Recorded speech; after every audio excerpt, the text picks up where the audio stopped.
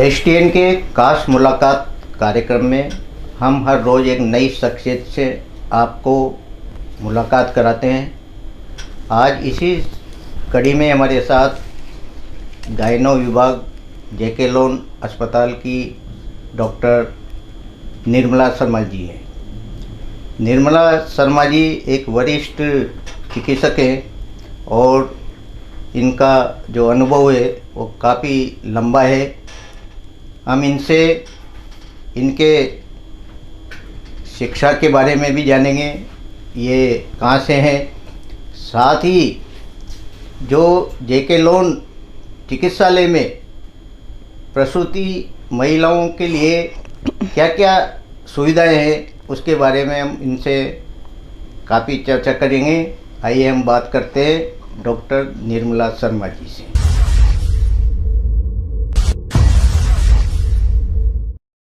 Doctor Nirmala Sharma ji, आपका हमारे studio में बहुत बहुत स्वागत है। नमस्कार।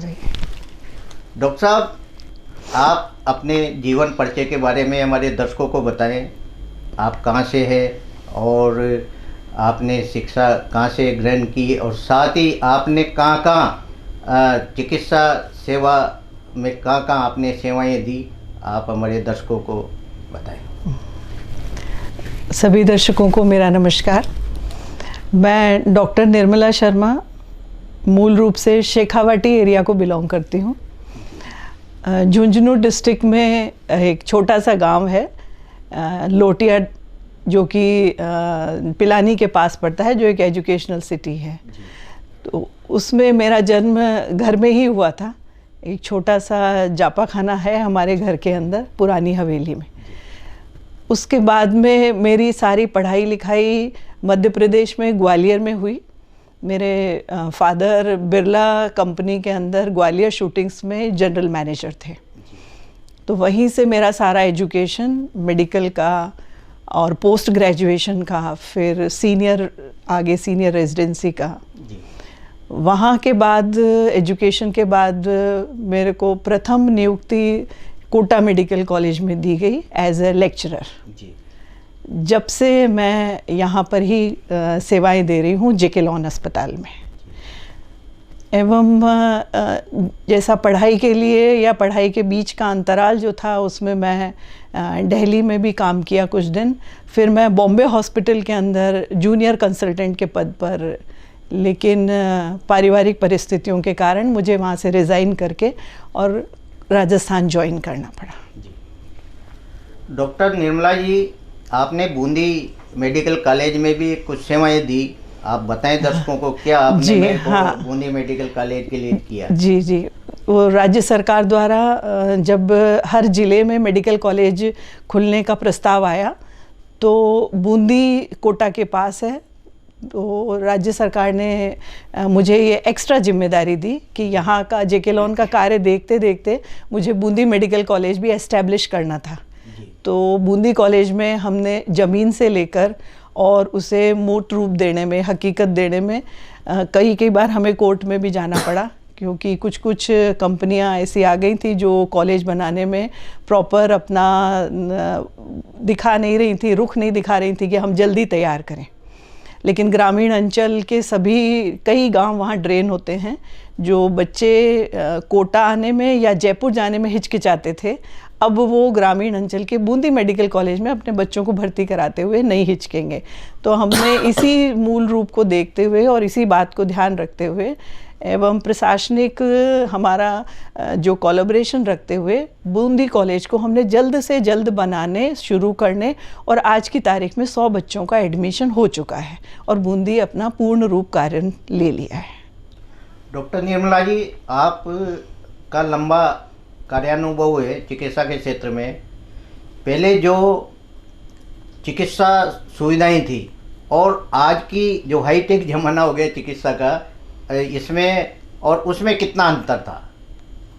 देखिए, चिकित्सा व्यवस्था हो या कोई भी व्यवस्थाएं हो, हाईटेक सभी जगह, अपना काम कर रहा है और दिन प्रतिनिधि अपने उन्नति की तरफ जा रहा है, तो वो चिकित्सा में भी अच्छा उनका योगदान है। जैसे अब आपको बताएं कि हमारे यहाँ लेबर रूम पहले चलता था, सिर्फ 10 बेड थे, आज हमारे पास 40 बेड हैं वहाँ पर, तो महिलाओं को सुविधाएं मिल रही हैं। पहले हम मॉनिटरिंग पेशेंट की सिर्फ एक बीपी इंस्ट्रूमेंट हुआ करता था, उससे अब हमारे पास मल्टी पैरा मॉनिटर्स हैं। पेशेंट को लगा दिया जाता है, पूरे बच्चे का भी दिखता है, हमें माँ का भी दिखता है और मॉनिटरिंग हो जाती है। तो इससे क्या है, मृत्यु दर माता की और नियोनेटल डेथ मतलब बच्चे की मृत्यु दर, उसमें काफ़ी गिराव आए। इसीलिए ये सब सुविधाएं सरकार ने चालू करी। उसके बाद में डॉक्टरों ने उसे एडॉप्ट करते गए, पेशेंट्स को भी थोड़ा हम बताते गए कि आप डरें नहीं, क्योंकि अभी आप देखेंगे हमारा लेबर रूम जो है वो वर्ल्ड क्लास लेबर रूम के स्तर पे आ गया है। इतनी सुविधाएं शायद ही ऑल इंडिया इंस्टीट्यूट में होंगी जो आज जेके लॉन के लेबर रूम में है। तो ये सब चीज़ें कई बार तो मरीज़ हिचक जाता है आजकल कि घुसूं के नहीं अंदर, क्योंकि उनको लगता है कि चप्पल बाहर निकालनी है, कैप मास्क लगा के जाना है, ड्रेस चेंज करके। तो ये सब चीज़ें हाइजीनिक मेंटेन करने के लिए, इन्फेक्शन कम हो, क्योंकि 2 ही चीज़ हैं मेडिकल साइंस में, एक तो इन्फेक्शन नहीं हो, साफ सफाई, और दूसरा प्रिवेंशन, मतलब बीमारी आने से पहले ही हम बचा लें। और ये बहुत सिंपल चीज़ें हैं, लेकिन उनको सोचा जाए तो बहुत बड़ी चीज़ है। इन्फेक्शन नहीं होगा तो हमें दवाइयों की ही ज़रूरत नहीं है, एंटीबायोटिक लगाने की ज़रूरत नहीं है, जो कि एक बहुत बड़ी बात है। क्योंकि प्रसव होना, बच्चा होना, ये सब एक नेचुरल प्रक्रिया है। डॉक्टर उसको असिस्ट कराता है, खाली देख रेख में मॉनिटरिंग डॉक्टर की रहती है कि माँ का कहीं भी किसी भी पैरामीटर में विचलित ना हो और न्यूबॉर्न आए वो हेल्दी आए। अदरवाइज़ ये प्रकृति की प्रक्रिया है, यदि हम इसके बीच में छेड़छाड़ करते हैं तो मरीज़ का ज़्यादातर ऑपरेशन हो जाता है। इसीलिए मैं सभी न्यू गायनेकोलॉजिस्ट आते हैं, हमारे स्टूडेंट्स हैं, उनको भी यही कहती हूँ कि ये एक नेचुरल प्रक्रिया है। हम सिर्फ माँ और बच्चे के लिए मॉनिटरिंग करें कि कहीं कोई कॉम्प्लिकेशन ना हो, उसमें कहीं भी कुछ विचलन आता है तो हम तुरंत एक्शन लें, उससे ज़्यादा हमें कुछ नहीं करना। तो मॉनिटरिंग के लिए हमारे पास बहुत अच्छी चीज़ें आ गई हैं। एक तो बच्चे की मॉनिटरिंग हम करते हैं, जिसको हम बोलते हैं एनएसटी टेस्ट, जिसमें क्या है, बच्चा की कोई धड़कन ख़राब हो रही है या बच्चे का अंदर दम घुट रहा है तो वो मशीन पे आ जाता है, तो हम तुरंत ऑपरेशन लेते हैं। और यदि सब अच्छा चलता है तो हम डिलीवरी तक उसका सिर्फ इंतज़ार करते हैं और मेंटेन करते हैं। डॉक्टर निर्मला जी, आपके यहाँ जेके लोन में विश्व स्तरीय चिकित्सा सुविधाएं हैं। आपके यहाँ बाहर से भी, विदेशों से भी टोली आई देखने के लिए, तो आपको कैसा महसूस हुआ उस समय? नहीं, हमें बहुत अच्छा महसूस हुआ। और देखिए, हमने तो सारी सुविधाएं और जेके लॉन को बढ़ते पनपते सारा देखा है, तो हम ये कह सकते हैं कि जो ईश्वर की इच्छा होती है वो कुछ न कुछ सकारात्मक लेके आती है। आपको कुछ पता होगा, जब यहाँ पर कुछ कारणों से तुरंत डेथ हो गई थी, लेकिन वो चीज़ भी पॉजिटिव लेकर के सरकार ने ऐसी व्यवस्थाएं कर दी और चिकित्सा को हाईएस्ट ऊंचाइयों पर पहुंचा दिया कि आज हमारे यहाँ सारी तरफ से, यह नहीं है कि हमारे ही राज्य के, ग्रामीण अंचल के, दूसरे राज्यों के भी सारे मरीज़ आना चाहते हैं कि वहाँ की सुविधाएं बहुत अच्छी हैं, वहाँ पर वेट नहीं करना पड़ता। मरीज़ आया है तो तुरंत निस्तारण होता है। यूँ नहीं है आज भर्ती हुआ है मरीज़ 10 दिन तक नहीं पड़ा रहता, क्योंकि सीनियर डॉक्टर्स जो है वो अपने जूनियर्स को कहते हैं कि आप ऐसा करिए और वो इम्प्लीमेंट करते हैं।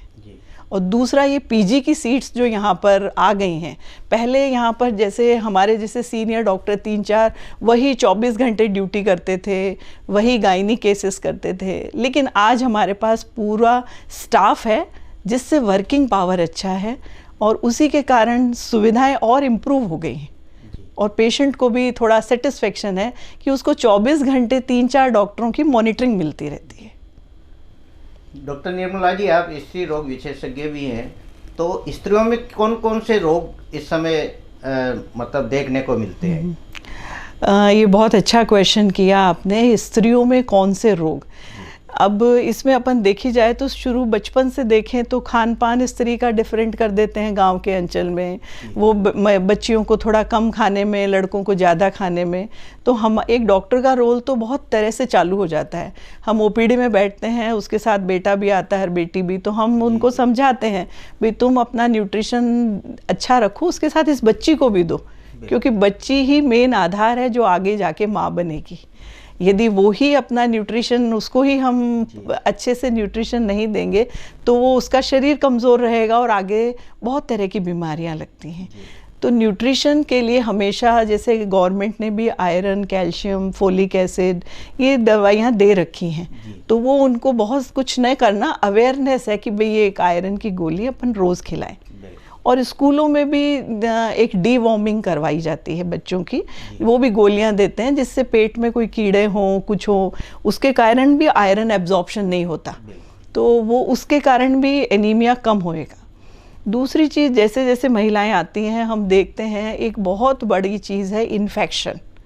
वो अपने पर्सनल हाइजीन का ध्यान नहीं रखती, तो हम उनको ये भी समझाते हैं कि इन्फेक्शन तो हम क्योर करेंगे लेकिन उसके बाद में जाके फिर इन्फेक्शन हो जाएगा।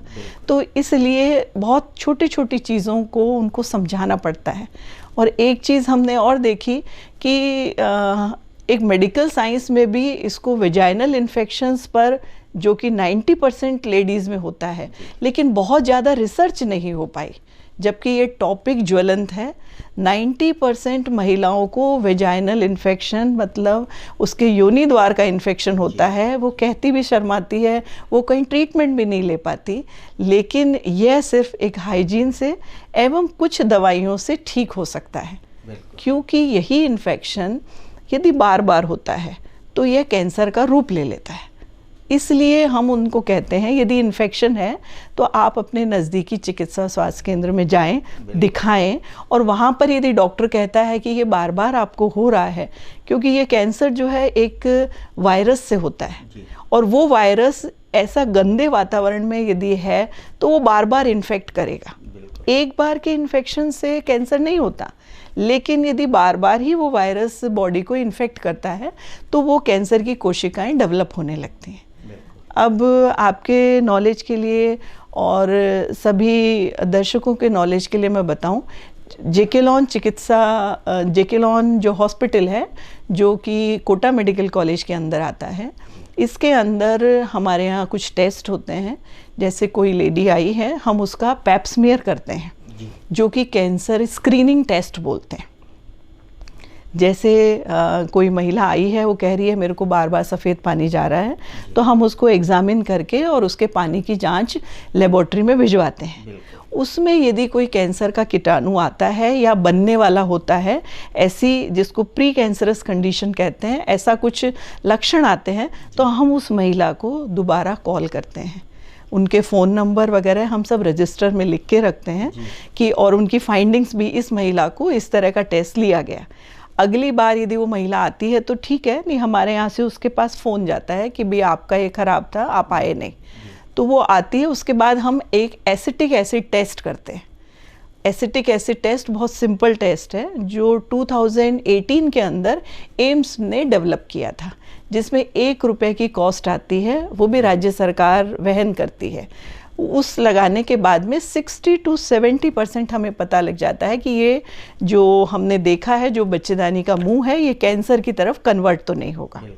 यदि उसमें आता है तो फिर हम एक कॉल्पोस्कोपी करते हैं, जो कि हमारे यहाँ सुविधा है जेकेलॉन में, जिसके अंदर की कैंसर डायरेक्ट दिख जाता है कि बच्चेदानी के मुंह पे कोई कैंसर यदि बन गया है तो हम फिर बायोप्सी और फर्दर उसका मैनेजमेंट के लिए पेशेंट को भर्ती करते हैं। और कॉल्पोस्कोपी के बाद में यदि लगता है कि नहीं ये ठीक है, तो हम कुछ दिनों की उसको 14 दिन 15 दिन दवाइयाँ देते हैं।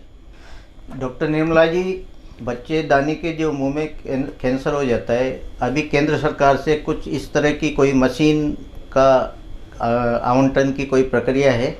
जैसे केंद्र सरकार ने मशीन आवंटन से पहले ही हमें एक सौगात दे दी वैक्सीन की। है ना। वैक्सीन बहुत सालों से हमारे यहाँ था, लेकिन एक अवेयरनेस नहीं थी। हमारी महिलाओं को ये ना पता था और ना हम उनको इतना बता पाए। देखो, ये हमारा भी थोड़ा फॉल्ट रहा। यदि हम उनमें पहले से जागरूकता लाते तो वही हमसे पूछते कि वैक्सीन क्या होता है। लेकिन देर आए दुरुस्त आए। लेकिन अब हम सभी से ये अपील करते हैं कि वह अपने 15 साल से लेकर के और 25 साल तक की जितनी भी बच्चियां हैं, 9 से 15 तक तो लगवा ही लें टीका। 15 से 25 तक भी लगवाएं, लेकिन 3 डोज लगेंगे, है ना। 9 से 15 में तो मस्ट है सभी बच्चियों को टीका लगना।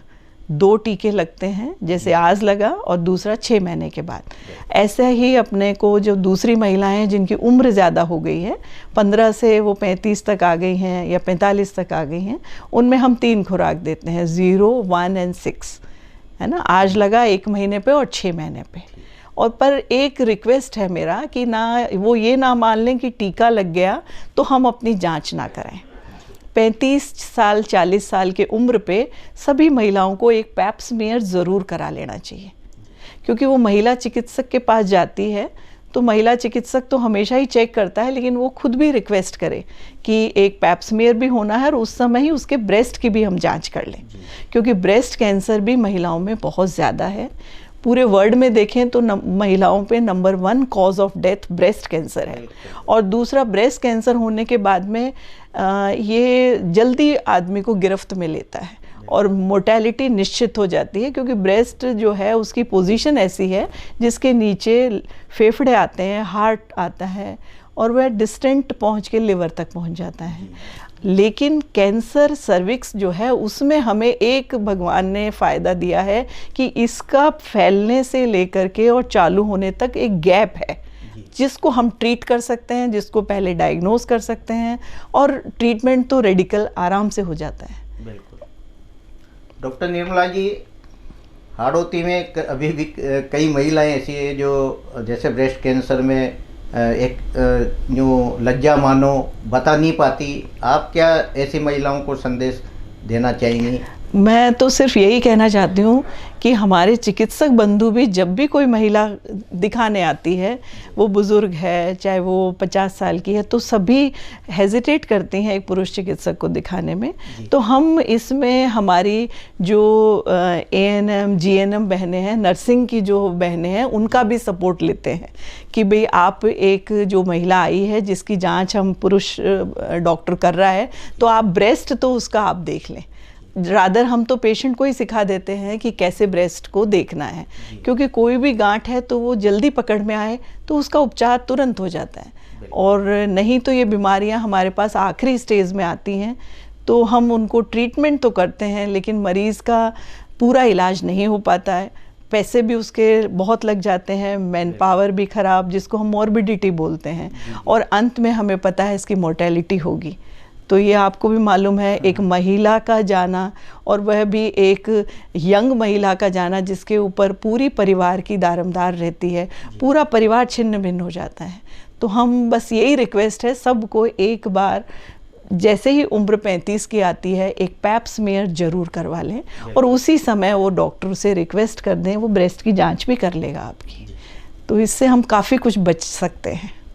Doctor Nirmala ji, JK loan अस्पताल संभाग का सबसे बड़ा अस्पताल है और यहाँ आपको तो अनुभव होगा कहाँ से रोगी महिला रोगी आती हैं और किस तरह यहाँ की सुविधाएं आप उन्हें प्रदान करती हैं।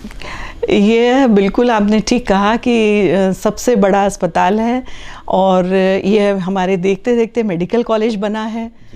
मेडिकल कॉलेज पहले डिस्ट्रिक्ट हॉस्पिटल था, तो ये कॉलेज बनने के बाद में यहाँ सुविधाएं और अच्छी हो गई, स्टाफ भी ज़्यादा आ गया, मशीनरी, मैन पावर।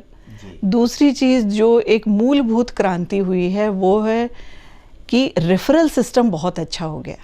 एक महिला गांव में पड़ी पड़ी डिलीवरी के लिए, अब चाहे कोई है घर में तो लेके आ सकता है, नहीं है तो वो अस्पताल तक ही नहीं पहुंचती और कॉम्प्लिकेशंस होकर वो एक्सपायर हो जाती है, या बहुत इरिवर्सिबल कॉम्प्लिकेशन में कोई नज़दीकी अस्पताल पहुंचती है जहां पर सीमित संसाधनों से डॉक्टर भी कुछ नहीं कर पाता।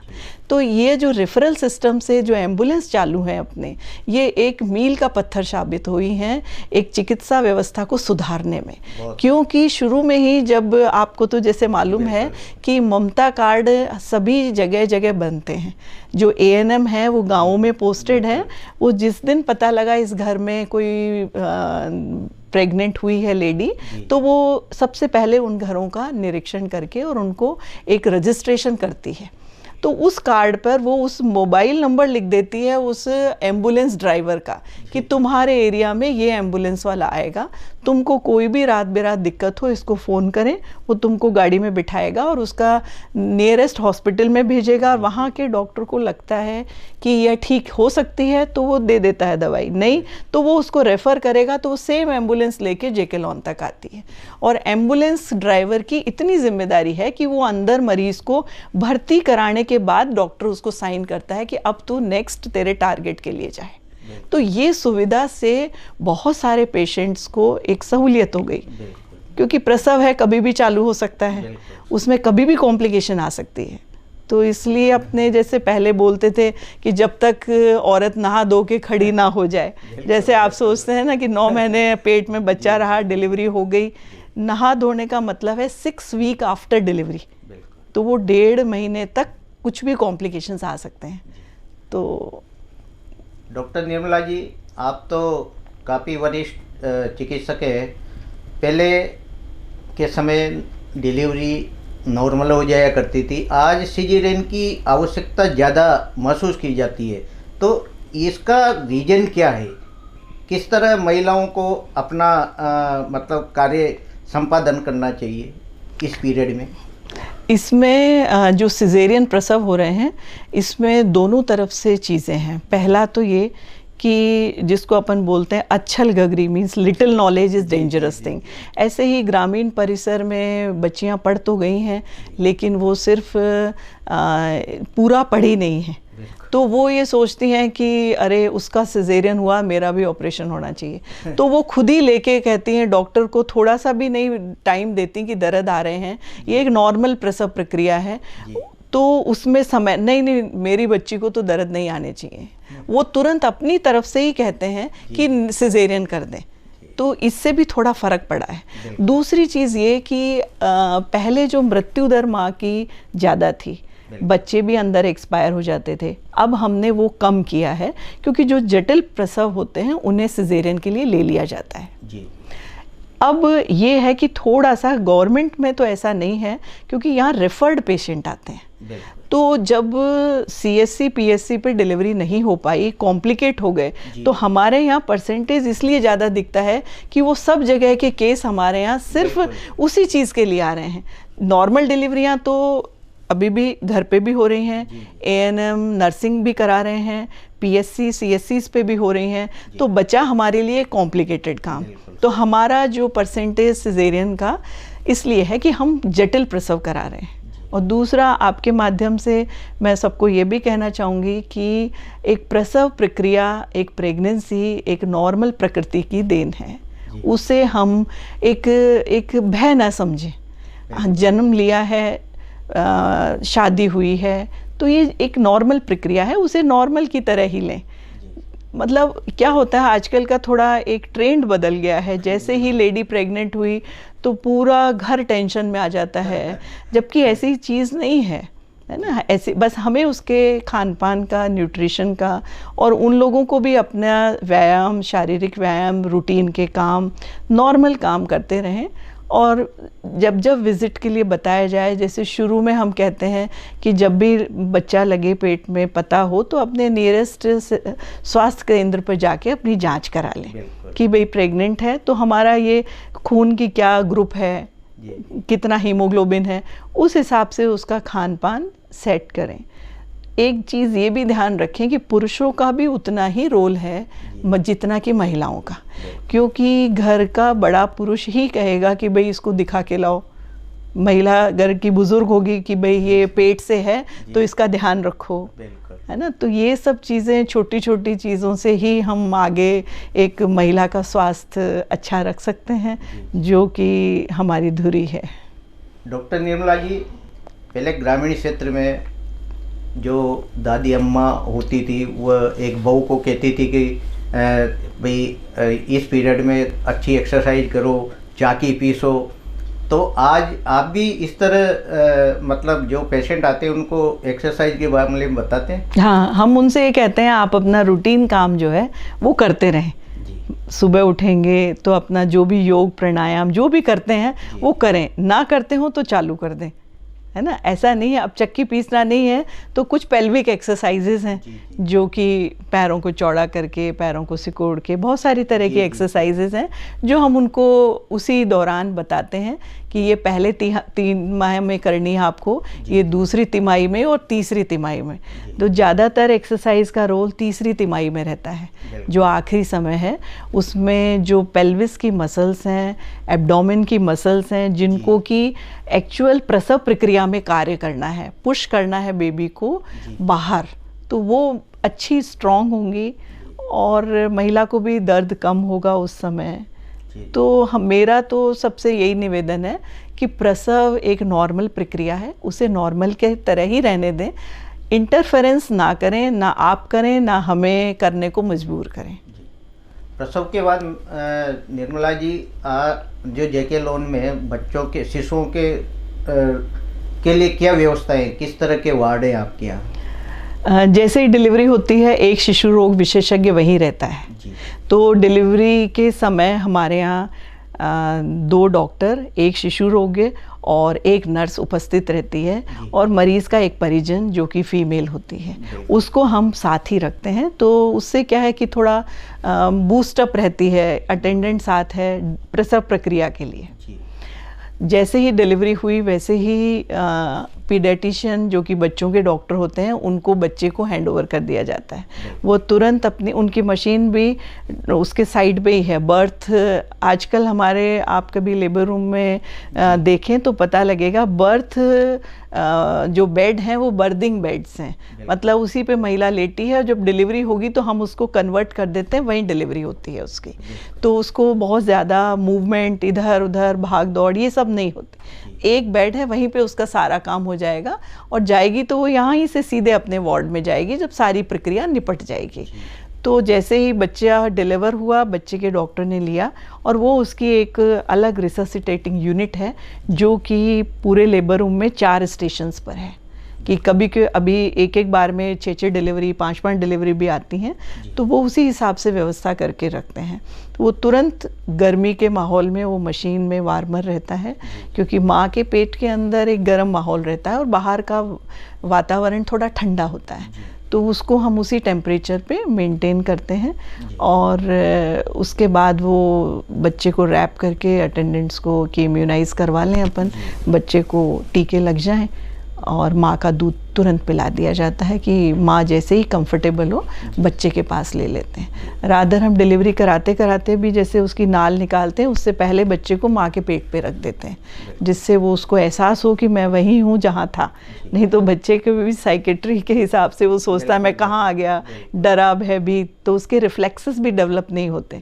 तो उसको लगेगा माँ के पास ही हूँ, तो वो अपने आप कई बार तो छाती तक पहुँच जाता है माँ की दूध पीने के लिए। तो नेचर के पास रहेंगे तो नेचर भी सपोर्ट करेगा। डॉक्टर निर्मला जी, हाड़ौती की जनता को महिला स्त्री रोग के बारे में आप क्या संदेश देना चाहेंगी कि जेके लोन अस्पताल में क्या क्या सुविधाएं हैं, और आप घबराए नहीं, यहाँ तक पहुँचे, आप स्वस्थ रहेंगी, क्या संदेश है? मैं तो हाड़ौती की महिलाएं वैसे भी देखो कामगर होती हैं, बहुत मेहनती महिलाएं हैं, तो मैं तो बस उनसे यही कहूँगी कि आप अपना स्वास्थ्य का ध्यान रखने के लिए सबसे पहले आपके नियरेस्ट जो भी स्वास्थ्य केंद्र है उस पर पहले जाके जांच कराएं कि आपको कोई तकलीफ़ है। और उसी से आप राय लें कि भाई हम, यदि आपके पास नहीं सुविधा तो हमको जेके लॉन भेज दिया जाए, क्योंकि जेके लॉन में आपके लिए हमारे पास सारी सुविधाएं हैं। आपको कहीं दिल्ली, बम्बई, जयपुर कहीं नहीं भटकना पड़ेगा। एक छत के नीचे पूरी महिलाओं का प्रजनन से लेकर सारी गायनी की जो भी बच्चेदानी संबंधित जो भी बीमारी, कैंसर, सब चीज़ का इलाज एक छत के नीचे है। तो आप खाली यहाँ तक पहुँचें, उसके बाद जिम्मेदारी चिकित्सक की है, राज्य सरकार की है। ये थी हमारे साथ डॉक्टर निर्मला शर्मा जी। इन्होंने महिला रोग के बारे में आपको बखूबी बताया और किस तरह आप अपना रोग ठीक कराएं और जेके लोन अस्पताल में आएँ, ये सारी जानकारी दी। निर्मला जी, आप हमारे स्टूडियो में पधारे, बहुत बहुत धन्यवाद। थैंक यू, धन्यवाद। आपका भी बहुत बहुत धन्यवाद।